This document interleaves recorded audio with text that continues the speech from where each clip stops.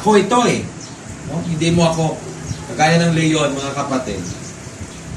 Ang leon, hindi yan sila kakain na kahit mga damo lang dyan.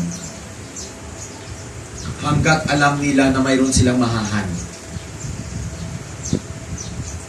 Ang ibig sabihin, huwag mong ibaba ang sarili mo dahil lang sa gutom. Hindi mo makita ang leon na kumakain niya ng mga damo-damo. Nagahan talaga yan sila kasi yun ang goal nila. Kahit anong gutom nila yan. Pero ang tao pag nagutom na, sige na, bahala na lang.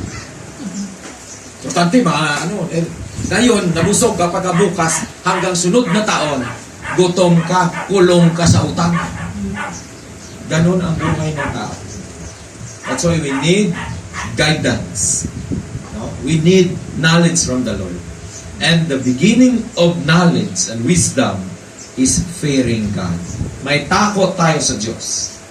Sabihin mo, may takot tayo sa Diyos. May takot tayo sa Diyos. Hallelujah. Kaya sino dito ang walang advisor? Kailangan natin mga advisors na may mag-advise sa atin. Sister, huwag ka nang tumuloy. Ito ang gawin mo. So ikaw makarealize, yes Lord, tama ba ito? So ibibigyan ka ng wisdom ng Holy Spirit. Amen. No? Kaya ako nga nasabi ko, Lord, ano ba, matuloy ba ako o mag-ano na lang, dito na lang. Salamat sa Diyos. Ang advice, sige, go on. Lord, paano? Wala akong ganito. Huwag ka mag-alala. No? Bahala na saging kaulon ko, mas malipay ano. Amen. Amen! Amen. Huwag nating ibaba ang ating buhay. No? Yung halaga natin, ang value natin bilang tao. Kasi precious tayo. Kung precious tayo sa harapan ng Diyos, bakit ang tao parang hindi pinapahalagan ang buhay niya? Sister, sabihin mo sa katabi mo, mahalaga ka. Mahalaga ka. Importante ka, brother. Mahalaga ka sa Diyos. Kung ikaw hindi mo pinapahalaga ang sarili mo, mahalaga ka sa Diyos. Precious ka sa Diyos, yan ang tandaan mo. Huwag mong ilayo ang sarili mo sa Diyos. Huwag mong isipin na punong-puno ka na ng problema. Mabili ka lang ng milyon ng halaga mo. Pero binibinta dito, di ba, narinig natin yung binibinta ang bata. Pinaampon, binayaran. Wala po tayong price. No? Wala po tayong price, mga kapatid. Precious po tayo. Hindi po tayo mabibili ng kahit ano. Dahil tayo po ang kayamanan ng Diyos.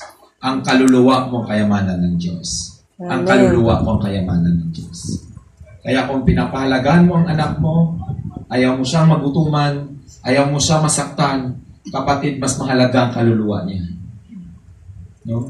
Huwag ka lang palagi sa physical na katingin.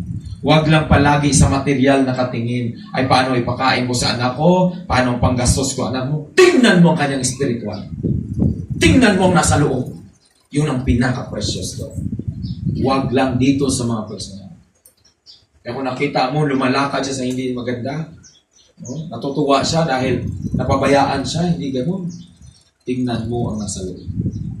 Dahil yun ang pinaka-precious. Amen. Masarap ang mani, pero may balat pa yan. So, kailangan siyang tanggalan ng balat para malasap mo yung peanut.